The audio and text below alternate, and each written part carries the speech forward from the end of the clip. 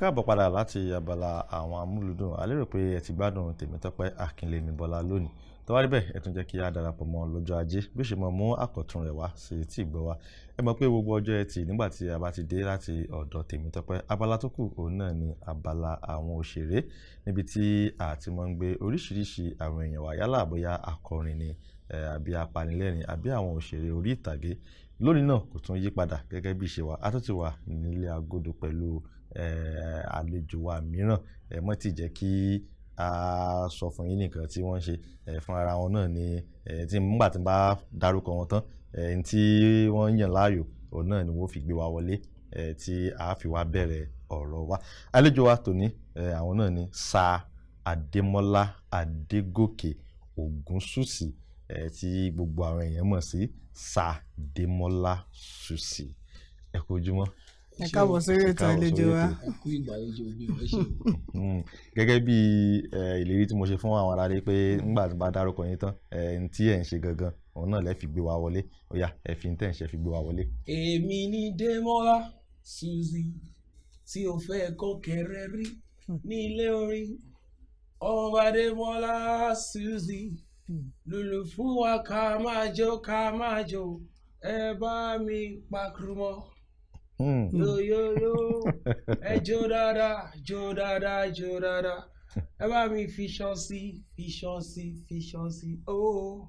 ẹ jó dáadáa. Ẹ̀yin mi tẹ́ ẹ̀ wò mí, èmi ni ọmọ yín ọ̀rẹ́ yín, ọmọọba Demola Suzi, Knight of Charles Wesley. Èmi ni wọ́n kí i pé ẹ ṣé o,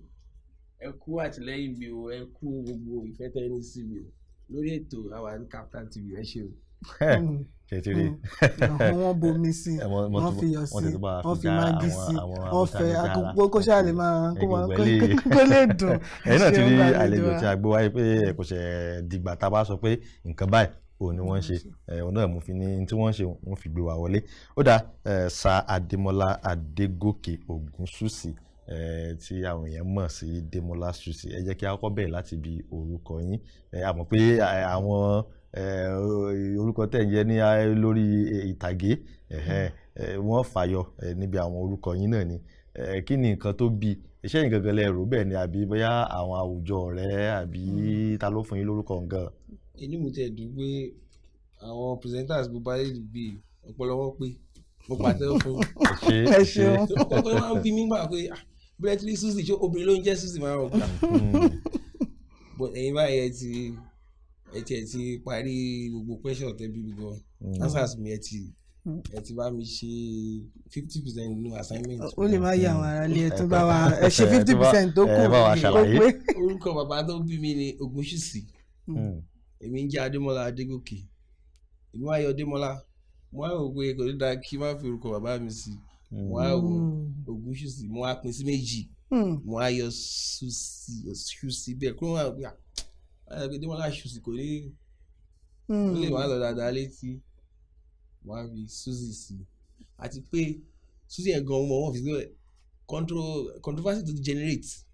púpọ̀ and gbogbo èèyàn tó bá ń create brand wọ́n máa ń fẹ́ láti wá brand name tó wà catchy tó. Táwọn èèyàn bá ti gbọ́ wá tètè awò wọ́n. Bẹ́ẹ̀ni tí kò lè kí n lo Suzi yẹn sí yẹn. Ẹ bá wa sọ fún àwọn aráalé iṣẹ́ tí ẹ̀ ń ṣe gan kẹfẹ́ ní ara yín sọ mọ̀ pé ti fi orin sọ́lẹ̀ kan ṣùgbọ́n ẹ mọ̀ pé ọ̀pọ̀lọpọ̀ ìgbà ẹlòmíà máa kọrin kò sí ṣe orin nìkan ni wọ́n ń kọ ó máa ń ní àwọn iṣẹ́ mi tí wọ́n ṣe kí lẹ̀ ń ṣe gan pàtó. Demola Suzi kò lọ́nà méjì orin ló ń kọ. Demola Suzi kò lọ́nà méjì ìlú ló ń lò. Tí mo bá ti lùlù kẹ bá mi jó,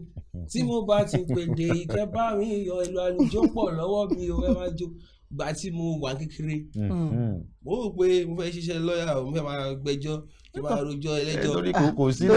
tí òbí bá bímọ wò ní sọ pé mo kọrin láì mo ti ẹ ṣe nílẹ̀ adúláwọ̀ táwọn yìí láíláí. Mo fẹ́ kó di ààrẹ orílẹ̀-èdè yìí o. Àbíkọ́ lọ ṣe ẹnjíníà. Báwo ló ṣe bẹ̀rẹ̀ gan-an àlejò wa? Ẹ gbọ́dọ̀ ṣe máa ń ṣe nǹkan ẹ̀ èèyàn ò ní expect pé èèyàn wà rò pé èmi fẹ́ gba bí Ọlọ́run á rò pé àwọn ilé ìgbà ló ṣe máa gbà. So mo ṣáà ti kọ́ wá pé mo ní talent nínú ìlú lílù piano orin kíkọ bẹ́ẹ̀ kankan and àwọn òbí mi gan wọn taratara gbà pé kí n máa ṣe iṣẹ́ ohun torí gbà mo wà ní secondary school mo ti máa ń bá àwọn olórin máa ń bá wọn jáde play piano play guitar play drum àwọn òbí mi ò nífẹ̀ẹ́ sí tí wọ́n bí pé ó ń di ẹ̀kọ́ mi lọ́wọ́ lóòótọ́ dẹ̀ ni torí gbà tí màá kọ́ ṣe WAEC mi ò pass dáadáa ìyẹn tí wọ́n á jẹ́ kí ogun ẹ̀ pọ̀ lébí à. wọ́n ní ṣe bá sọ fún ìtẹ́júmọ́wé rẹ̀. nígbà wọ́n ti wá fi instructions pé àti ní church àti anywhere o má jẹ́ rí ẹ nídìí kìíní kan fún o. oye bọ́ ní àgbà wọn á lọ school mo fẹ́ ṣe law but wọn ò fún mi ní admission law yẹn tẹ̀ ti bẹ̀rẹ̀ wọ́n fún mi but màá ti kọ́ wá pé admission tí mo ní fake ni ṣe bí mo ti fẹ́ ṣe bí session kan tó mọ̀ so mo wá ní láti padà wá sí Adegoke College of Education mo wá ń ṣe French nígbà yẹn nǹkan no go area ni gbogbo no go area mo dẹ̀ gbà bẹ́ẹ̀ but mo wá ní kí wọ́n pé anyway tí bá ti lọ èmi kọ́ ni màá sọ pé mo fẹ́ kọ́ ni wọ́n ṣe kọ́ wá play piano wá kọ́ ni wá. So I like to say that èmi kọ́ ni mo yàn láti kọ́ ni. Orin yẹn fúnra rẹ̀ ló pè é. Orin ló yàn mí pé bàbá kọ́ mi o. Ìyẹn lágbára olórin ló yàn àwọn pé máa kọ́ mi o. Ìgbà tí àwọn òbí ní pé ẹ̀mí àti ilé ìjọsìn àti ibikíbi o ní tí ẹ fẹ́ kó o débẹ̀ gbogbo ìgbà tí wọ́n ń pè yín pé ó yá wá ṣe báyìí ẹ̀yin ò kọ̀ fún wọn pé àwọn òbí mi ti ní kí wọ́n bá ṣàgídí ẹjọ́ jáde àbí. àìmọye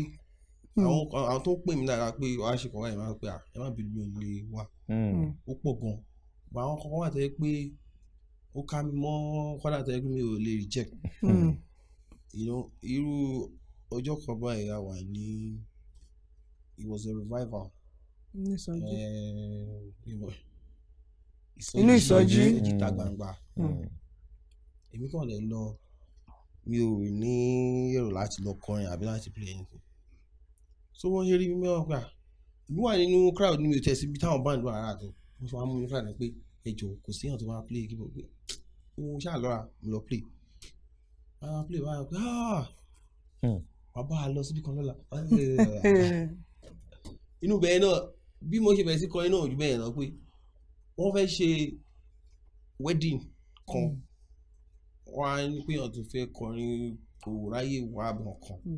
wọ́n á bí mi pé kí mo wá kọrin mo wá rò pé èmi kí mi wá jẹ́ bí èèyàn tó kọrin ni pé wọ́n ní eléyìí tó kọ yẹn náà ti tó pé kí a máa kọ fún wa ìgbà tí mo dẹ̀ pé wọ́n kọ yẹn mo dẹ̀ pé wọ́n dẹ̀ ṣáà fún mi lówó ọ̀nà mi lówó.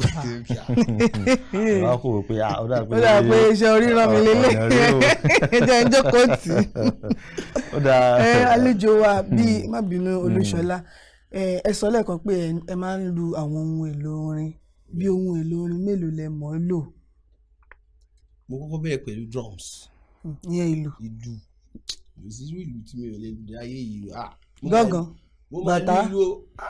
omele mo lù ó parí. ẹ lè lu bàtà náà. má lù omele gángan ìlú drum set. kò sí ìlú tí mi ò lè drum set mo fi bẹ̀rẹ̀ lọ anyway drum set mo fi bẹ̀rẹ̀ bọ̀ kò sí ìdánwò máa gbé fún mi ìgbà tí mo dé ìlú àwọn Arab Dubai. Wọ́n ṣe ìyẹn bí exhibition àbí kankan art exhibition wọ́n ṣàfihàn eré kan so ẹ mọ̀ pé wọ́n jẹ́ wọ́n kó ẹ̀ mọ́ra gan nílùú yẹn. bẹ́ẹ̀ni wọ́n á ní kí n máa bọ̀ kí wọ́n mo ya fọ́tò pẹ̀lú wọn mo gbé lù wọn mo ìgbà tí wọ́n á lùlù yẹn inú wọn náà tún dùn pé ìlú yẹn dẹ̀ yàtọ̀ sí títí wa ń bí báyìí rhythm tó ń play gan ó yàtọ̀ sí ìjọba mo ṣáà fetí sí mo dẹ̀ rí ọ ọ́ tún dùn pé àlejò wa ìyẹn ló máa jẹ́ kí n béèrè ìbéèrè kan pé ṣé olórin ẹ̀mí ni yín ni àbí olórin ilé táwọn olóyìnbó ń pè ní inspirational tó kàn máa ń múnú àwọn èèyàn dùn tàbí ká sọ pé orin hip hop kí gangan lẹ́ ń kọ àbí fújì láì jẹ́ wákà lẹ́ ń kọ torí káwá jalè kò tẹ̀ sí irun tí mi ò lè kọ but mo yan orin high life àti jùjú láàyè. Torí nígbà tẹ́ ti kọ́ tẹ́ bẹ̀rẹ̀ náà èwo tẹ́ ti kọ́kọ́ ní màá lọ bẹ̀ tẹ́lẹ̀ ni pé èwo gan-an lẹ mú nǹkan tó jẹ́ kí n bí wọ́n nígbà tán ti sọ pé àwọn lọ gbéyàwó àwọn tún lọ sí church àwọn tún ṣe oríṣiríṣi báwo lẹ. inú church mo ti bẹ̀rẹ̀ tẹ́ bá gbọ́ àwọn album ṣe máa rí pé orin ẹ̀mí máa ń wà ń bẹ̀ ṣẹ̀jẹ̀ máa ń ṣe inú church Methodist Church Nigeria náà bí mi sí inú choir yẹn wọ́n kọ́ wa ní ọ̀dọ̀ hymns. Àwọn classicals. Mo fẹ́ràn àwọn hymns gan-an and then gbogbo ẹ̀wọ̀n pé gbogbo tí ò ń ṣe láyé Ọlọ́run ló fi hàn ṣe. Bẹ́ẹ̀ni. So that's why máa make sure pé orin ìyè so Ọlọ́run náà máa wà lórí àti gẹ́gẹ́ bí content nǹkan fẹ́ sọ but the style of the music is juju and high life. Ìyẹn ni pé irú orin tí wọ́n ń kọ fáwọn ará ilé tí ò gbọ́ nǹkan tí wọ́n sọ fẹ́ túmọ̀ ẹ̀ irú orin tí wọ́n ń kọ òun ni juju àti high life. Ó dáa yóò ti tó bí ọdún wo tẹ́ ti bẹ̀rẹ̀ iṣẹ́ àti wípé àwo mélòó torí nígbà tẹ́ sọ̀rọ̀ ẹ dárúkọ pé àwọn àwo tẹ́ ti ṣe yóò ti tó àwo mélòó tẹ́ ti ṣe jáde. Mo pé mo ti ń kọrin ṣùgbọ́n tí wọ́n sọ pé báyìí ọjọ́ ìwé ṣe àgbà pé òkè mo fẹ́ máa kọrin year 2000 àyè bí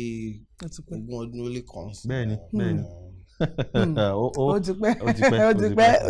ti pẹ́ láti ìgbà tẹ́ ti bẹ̀rẹ̀ yìí gẹ́gẹ́ bí olórin kí ni àwọn ìdojúkọ tí ẹ máa ń rí tí ẹ máa ń bá pàdé. Pọ̀ àyà mi ṣe kìkì. OPG like ó pọ̀ gan. Ọ̀dà àwọn aráalé ní wọ́n fẹ́ gbọ́ ẹ̀ dárúkọ díẹ̀ fún wọn pẹ̀tọ̀ irú àwọn ìpèníjà tí ó lè mọ̀ jẹ́ ìnìkan ó lè jẹ́ àwọn olórin yòókù náà tí àwọn olórin ń kojú. Bàtà ṣe bẹ̀rẹ̀ yẹn ṣe mọ̀ kò sígbà tí àwọn àṣẹ̀ṣẹ̀ bẹ̀rẹ̀ nǹkan bẹ́ẹ̀ yẹn nígbà tí mi ò tẹ̀ tí ní èrò àti sọ pé mo fẹ́ máa kọrin kò sí gbogbo àwọn ilé ìtàn àwọn olóyìnbó ń pè ní fright stage fright. Kò sẹ́rù ń gbà yẹn o ìgbà tí wọ́n sọ pé mo fẹ́ máa kọrin sí wa àwọn adé gbàgede àwọn adé pé láti kọ́ sí báyìí o ìgbà míì kí àárẹ̀ ti kọrin àti kọrin àwọn ọ̀gbìn àwọn ilé kí ló ń kọ́ oyè bí ká dé gbàgede mi wá sọ pé ẹ wá kọrin o bí kí jẹnẹrétọ̀ lànà kó múná lọ kí àwọn èèyàn lè ti máa retí pé ìwé ká ti máa kọrin ó ní wedding kan náà tá a lò bẹ́ẹ̀ wọ́n ṣe pé ọkọ àti ìyàwó kan bá jó wọlé lẹ́wà ìkọlẹ̀ sí díje àwọn nìkan náà pè sí ló bá gbọ́ pọ́wà ẹ̀yìn kan lànà o ààrẹ orin kan o tí wọ́n fi parí wedding yẹn gbogbo àwọn engineers tó wà around náà bá wa gbélé wa ààrẹ orin kan it was so embarrassing that day àti bẹ́ẹ̀ lọ and then ṣé wọ́n pé ètò àwọn akọrin tí wọ́n máa rí bàbá àṣọ ní adé tó máa ń kọrin wọ́n kó wọn tó kíní ẹ̀ wọ́n tó pọ̀ bẹ́ẹ̀ni èèyàn gbọ́dọ̀ ní iṣẹ́ tó èèyàn gbọ́dọ̀ lè invest sórí iṣẹ́ so ẹ̀wọ̀n pé gbàdá tó bẹ̀rẹ̀ ìyá iṣẹ́ ìjẹ́wà gan ó pọ̀ ìyá jẹ mí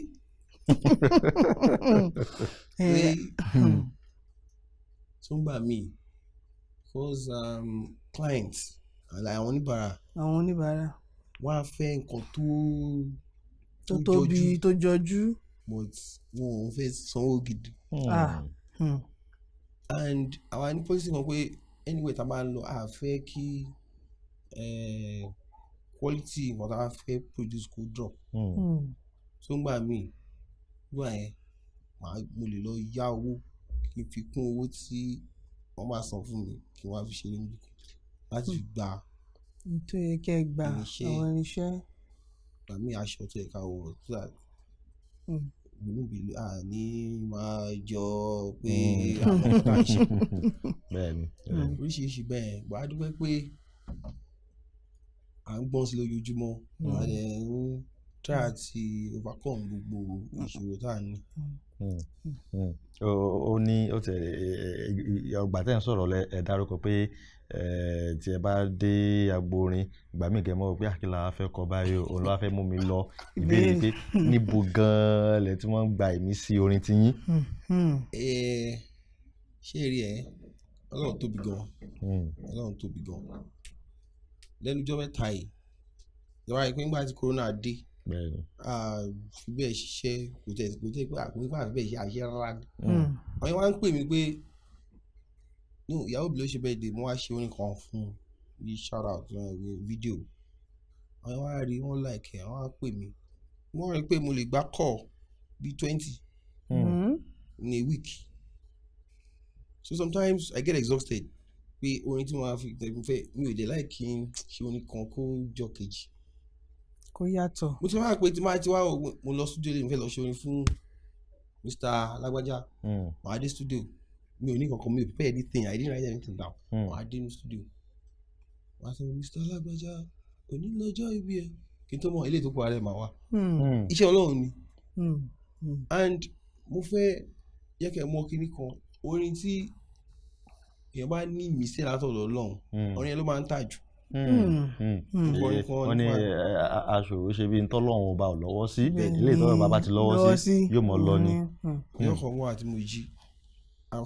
ọmọ kálẹ̀ ni wọ́n pé kò sí náà lọ́dọ̀ wa fẹ́ wà wọ́n á jí lọ́jọ́ kan kí ni ẹ̀kọ́ rìn lórí mi ó mú mi gan kálẹ̀ ni mo sọ̀rọ̀ ní ẹ̀rọ orí ẹ̀ wá wá gbé òkùnkùn yẹ wá ní èdè Yorùbá ó kàn ṣáà rìn lórí mi wọ́n á gbé kalẹ̀ lára ọjọ́ yẹn wọ́n á kọ́ wọ́n á translate sí èdè kalẹ̀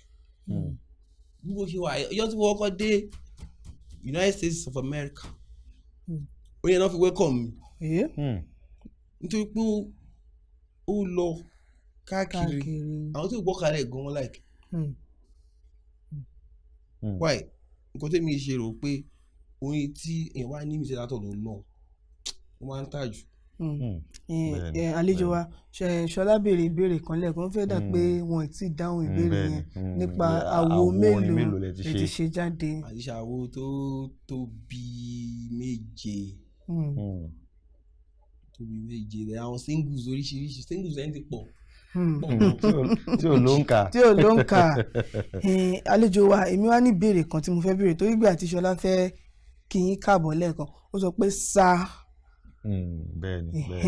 Ẹ bá wa gbé akẹ́sí bá wa sọ fáwọn aráalé torí àwọn ẹlòmíì tí ẹ ń wò nílé pé báwo ni sáà ṣe dorúkọ ẹni kí ló ṣẹlẹ̀ ṣàbúrò Ṣínà Peters ẹlòmíì ò tiẹ̀ mọ̀ tún mọ̀ ẹ̀gán pàápàá ẹ bá wa ṣàlàyé ẹ bá wa sọ tán ẹ ní kúkúrú ẹ ṣe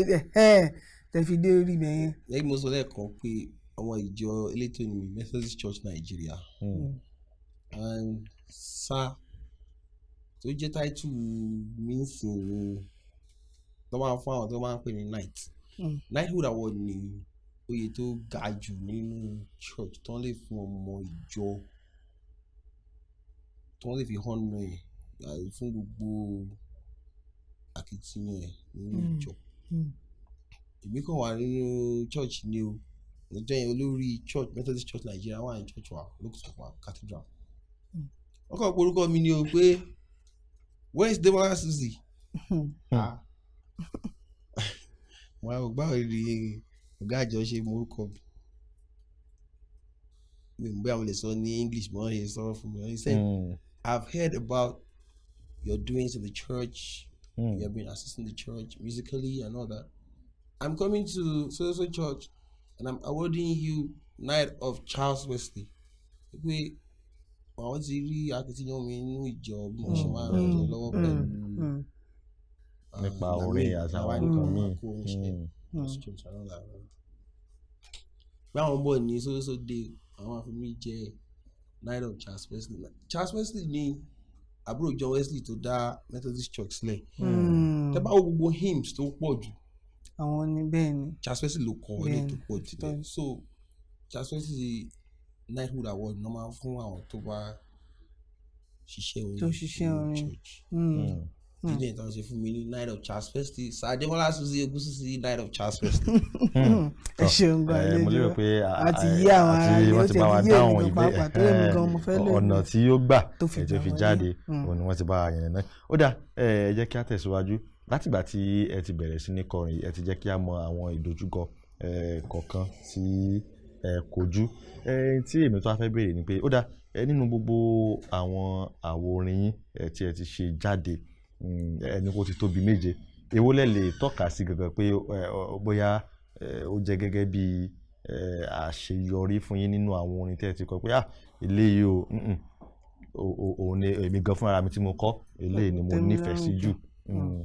èwo ni. ṣe nígbà yẹn 2005 gómìnà Olúṣẹ́gun Àgàgù di gómìnà gbà yẹn gbà yẹn mo ṣe àwo yẹn mo pè ní good news pé nǹkan tó yẹ kí n gbà pé yẹn ni yẹn ló project mi jù ní pé nígbà yẹn mo lè sọ pé mi ò mọ nǹkan tí mo ń ṣe musically kò yẹ yín bọ̀ àwọn yẹn gba àwo yẹn kò yẹ yín wọ́n tẹ́wọ́ gbà á. lórí ẹ̀ ń kọ́ ẹni tí bí ìrè bóyá mo la yá o ẹni tí bí ìrè bóyá mo la sẹ́sọ afẹ́ máa di ẹ̀ bóyá mo la jalè mo múná owó náà ìmọ̀ àpéṣẹ́ àjẹ́ gbogbo nǹkan tí mo fi ṣe orin yẹn inú yàrá mi mo ti ṣe orin tí mo kọ mo ní keyboard mo sequence ẹ̀ mo kọ voice ẹ̀ mo gbé lọ studio I just did it mi ò mọ̀ pé tí ó lámìlaka bẹ́ẹ̀ ni. lápá ibi ìdùnnú yẹn ni mo tún wá ti fẹ́ béèrè pé látijọ́ tẹ́ fi ń ṣiṣẹ́ orin yìí kí ni nǹkan tó ti ṣẹlẹ̀ bóyá nǹkan kan wà tó ṣẹlẹ̀ lákòókò kan tẹ́lẹ̀ sọ pé nǹkan yìí o òun ló múnú mi dùn jù tó jẹ́ kí n sọ pé iṣẹ́ yìí bóyá màá máa tẹ̀síwájú nú ẹ̀ hàn àbí tó jẹ́ kí n kàn sọ pé kó tó ṣàmúnú yín dùn pàtó bóyá ó ní nǹkan tó bá sì jẹ́ pé méjì náà ẹ sọ. nǹkan àkọ́kọ́ ni pé orin mo sọ lẹ́yìn pé tó wáyé pé mi á lọ mọ orin kọ̀ọ̀kan àti sọ ẹ ò tá sí kò sí iṣẹ́ kò sí nǹkan. bẹ́ẹ̀ni. gbà tí mò ń bọ̀ lẹ́nu àwọn ọmọ skul wọn jáde wọ́n pọ̀ gan wọn ò bí làwọn èèyàn ti fẹ́ ṣiṣẹ́ báyìí. number 1 orin ó yọ mí nínú ìṣẹ́. Secondly ó máa mú mi meet àwọn èèyàn ńláńlá. Chief Olúṣẹ́gun Ọbásanjọ́ mi ò mọ̀ wọ́n rí mi ò jẹ́ lára pé máa meet wọn rí bọ́ wọ́n wá sí láti nǹkan wọ́n lè jó bí wọ́n dùn yẹn I was happy pé I could do that. And then ìrìn àjò tí mo ti rìn gbogbo ìrìn àjò tí mo ti rìn tó pọ̀ jù pàṣẹ orin náà ni. ìrìn àjò tó ti rìn tó pọ̀ jù nípasẹ̀ orin. nínú Nàìjíríà ni outside Nàìjíríà ni orin ló pọ̀ jù tó gbé mi ìrìn àjò tó pọ̀ jù. ọ̀dà ó ní ìbéèrè kan tí mi fẹ́ bi torí àtọ̀ ìyá ṣàjẹ́ ń béèrè torí nígbà tí Rachel ń bí ilẹ̀ kan pé àwọn ìlú wo lẹ́lẹ́lẹ́lù ẹni kò sílé tí ẹ lè lù mbẹ́ ẹgbẹ́ àti tó ní orin àkọ́kọ́ tẹ tó dàgbà pé ó gbé yín jáde ní ọdún 2005 fúnra yín náà lẹ tún ṣe gbogbo ẹ̀ ṣe ní àwọn ọmọlẹ́yìn tó jẹ́ pé wọ́n jẹ́ ilégbè àbí ẹ̀yin náà lẹ ń dá gbogbo ẹ̀ ṣe láti ìgbà tẹ́ ti bẹ̀rẹ̀ ìrìn àjò orin yìí. ọmọlẹ́yìn tó pọ̀ ẹ wọ pé juju music àwa ni a jẹ jù ìyá jẹ wá alọ́mọ ètò pọ̀ àwọn tó ń gbé lẹ́yìn mi nìkan àwọn 5 àwọn ní gìtá à ń bẹ olómele gángan drum set gbogbo ẹ̀ so the band àti pé ẹ mọ̀ pé àwọn kan náà máa tó oníṣẹ́ wọn wá tó àwọn ẹbí 25 ogún ilé 5 bẹ́ẹ̀ni mẹ́ẹ̀ẹ́dọ́gbọ̀n ni ṣé ó láwọn tí yàtọ̀ sí bọ́n ṣe ń tẹ̀lé yín lẹ́yìn ìmọ̀ pé ọ̀tọ̀ ni pé kéèyàn tẹ̀lé èèyàn jáde lọ sí agbo orin ọ̀tọ̀ ni pé kí ẹ kọ́ wọn pé báyìí ni wọ́n ṣe ń ṣe ṣé ẹ̀ ń kọ́ wọn àti pé ẹ jẹ́ ń sọ papọ̀ pẹ̀lú ìbéèrè mìíràn ṣé ní àwọn àwòkọ́ṣe nínú agbo orin ìyẹn music industry. bá ṣe ń jáde náà mo dúpẹ́ pé àwọn bíi mẹ́ta wọ́n ti tọ́ kúrò nínú band wọ́n ti fún àwọn wọ́n ti tara yín dìde. then yàtọ̀ sí pé àwọn tó ń kọrin àwọn tó ń kọ́ṣẹ́ mi tó yẹ pé irú sound engineering mo léèyàn tó yẹ pé ó ti stand on his own náà tó náà ní sound tó dẹ̀ ń ṣiṣẹ́ tó dẹ̀ ń ṣe dáadáa báwo mo lè fọwọ́ ẹ̀sẹ̀ àgbé òun ni best sound engineer tó dẹ̀ ń ṣe dáadáa mo lè léèyàn náà tó tún kọ́ṣẹ́ studio sound engineering tó ń record gbogbo ohun tí mo ń ṣe òun ló ń bá mi record. ẹ ti sọ̀tà àwòkọ́ṣe ṣe láwòkọ́ṣe bóyá lórílẹ̀‐èdè yìí o tàbí nílẹ̀ òkèèrè. mo máa ń gbóríyìn fún cross the Moboloaji Juba mi ò bá wọn láyé but because he was an Ikale man and high life expert ni wọ́n nítorí tí mo kà wọ́n rí pé wọ́n ti ṣiṣẹ́ pẹ̀lú a lot of artists locally internationally wọn gbogbo orin sọ ní okosun tó máa ń fún fèrè tó pọ̀ sí yẹn he was the lead trumpeter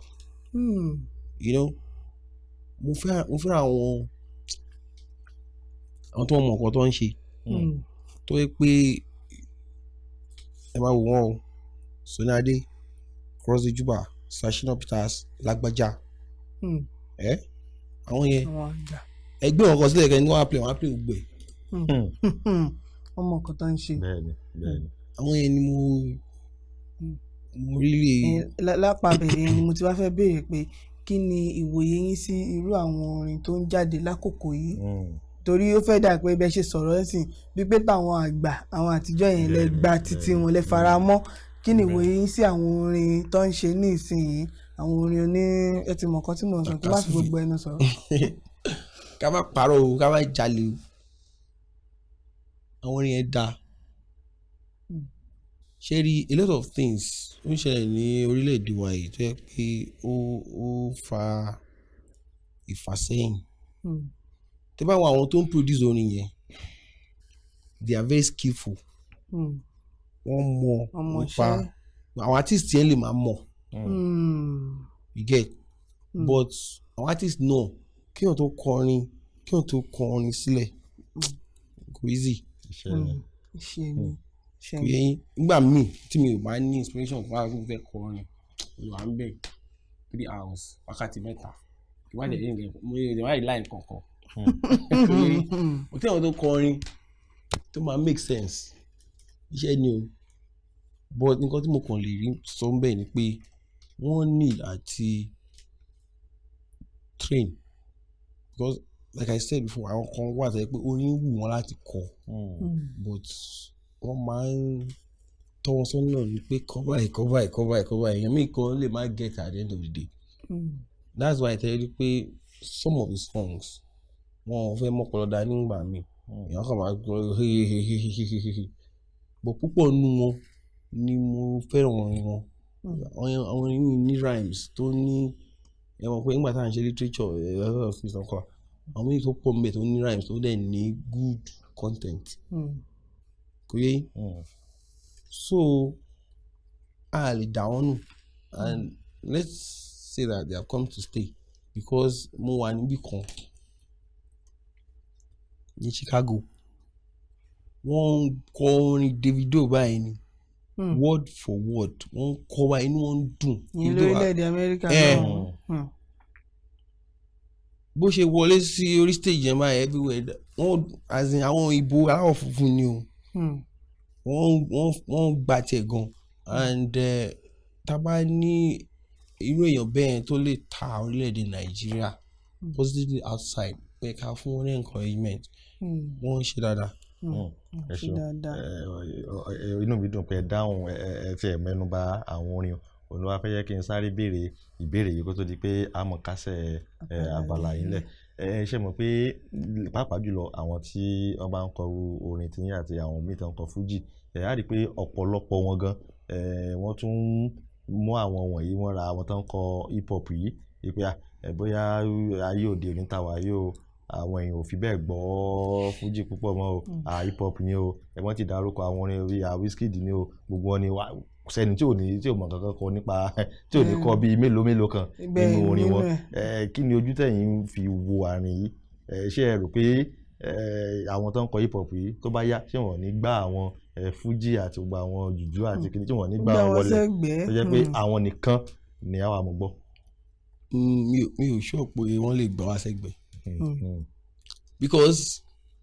ẹ bá yẹ kí n tọ́ yín àwa là ń kọ́ wọ́n sìn tẹ́bà I was impressed lọ́jọ́ tí Two-Face wá sí signatures lákùnrin tó yẹ pé kò play DJ band ló play kò yé inú mi dùn lọ́jọ́ yẹn láti rí bẹ́ẹ̀ tẹ́bà wo most of us tá kọrin sìn jùjú tábà play ní wedding kan ọkọ orin tí ọ̀rọ̀ ṣe fẹ́ mi kọ ìgbéyàwó gbàgbọ́ méje tẹ́ bá rí oníjújú kan tó bá kọ oríṣi tó mọ nǹkan tó ń ṣe ní o kò ń ṣe half baked tó ń play pẹ̀lú gbogbo live streams everything sí ó make sense ju eléyìí tó wà nínú album lọ ìdí ni mi sọ pé wọn ò lè gbá a sẹ́gbẹ̀ẹ́ because àwa la mọ̀ ń pa live performance ju àwọn yẹn lọ because nígbà tá a bẹ̀rẹ̀ we didn't just go to studio live performance la fi bẹ̀rẹ̀ so a mọ̀ ń pa yẹn gan dáadáa kò sí orin tó ń kọ táwọn lè interpret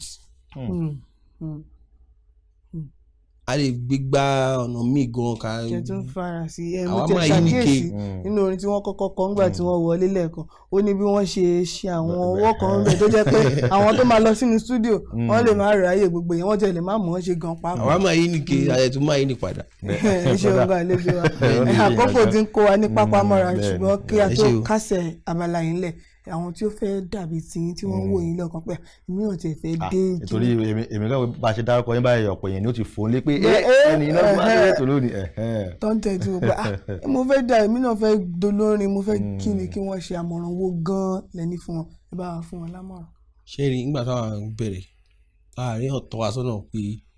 ṣe báyìí má ṣe báyìí má ṣe báyìí yíyá wọn ìbò ń pè mentorship kò sí but ọgbọ́n kan aṣáà fi gather gbogbo experience ta ni one nǹkan wọn máa kọrin kó má tẹ̀lé ọkọ lọ wípé òun fẹ́ ẹ mọ̀ pé mo sọ lẹ́ẹ̀kan pé many times lọ pé wọ́n á fún wa lówó pé àwa kọrin nígbà máa rò pé owó yóò rẹ̀ tó tí màá lọ fowó mi sí gbà nǹkan kọ́kọ́ ro bí wọ́n á ṣe gain ground bí wọ́n á ṣe tí wọ́n fa ojú àwọn èèyàn mọ́ra ẹ kọ́kọ́ ta brand yìí síta náà and èèyàn tó bá máa jáde ń sìn á ṣe gudugudu méje àti àmì because there are lots of people tó yẹ pé competition ti pọ̀ so you have to you gbọ́dọ̀ ní good content make sure that orin tẹ́ fẹ́ kọ ó ṣe kí ni ó máa wú àwọn èèyàn lórí and then rehearsal kò sí bí àwọn ṣe fẹ́ mò ń wo àǹtí ọmọ tó rájọ adéńjọ kan tó ń ṣàlàyé pé kóun tó lọ ṣe eré orí ìtàgé wọn máa ti wà níwájú mirror sometimes 2 wákàtí 2 3 wọn á ti máa rehearse wọn á ti máa sọ̀rọ̀ wọn á ti máa demonstrate bóun ṣe máa ṣe so tó ń bá irú èèyàn bẹ́ẹ̀ ni tó ń ṣe wọn á rò pé ìbíkọ wọn ní mọ. wọn á rò pé talent yẹn nìkan ló mọ. exactly rehearsal ó ṣe. ìyẹn ni pé ká máa kọ pé kíkọ yẹn kì í tán. n gbọ́dọ̀ practice dáadáa kí wọ́n tó jáde bẹ́ẹ̀ ni. ẹ ṣeun gan àlejò wa. ẹ ṣeun púpọ̀ ibi náà láti mọ dágbére fún àwọn àlejò wa ó dá yàrá lé mo rò pé ẹ ti gbádùn àlejò wa bí wọ́n ṣe ń bá wa dáhùn gbogbo àwọn ìbéèrè wa àmọ́ pé gbogbo àwọn ìbéèrè yín tẹ̀bí sọwọ́ sí wa náà láti béèrè lọ́wọ́ àlejò wa ẹ jẹ́ kí adókè lọ ká darapọ̀ mọ́ àyàn nígbà tí a bá padà dé a ó mọ kásẹ̀tì ńlẹ̀ àmọ́ kó tó di pé a kọjá lọ ẹ jẹ́ kí àlejò wa kí wọ́n fi orin kí wọ́n fi gbé wa jáde àbí bẹ́ẹ̀ kọ́ ni. ó ṣe pàtàkì. gbogbo ẹ̀yin tẹ́ ń fẹ́ tèmi a kí yín ẹ kú ìfẹ́ o kọ́lọ́run ọba má paná ìfẹ́ tó wà láàrin wa kájọ máa rí ṣe títí dọjọ́ alẹ́ ríríṣẹ́ ò ní dúró KAFTAN TV àríṣẹ́ ò ní wọlé ó pọ̀ ó pọ̀ ó pọ̀ ó pọ̀. ẹ wo à ń padà bọ̀ ẹ mọ̀ yìí kú ń bẹ́ẹ̀.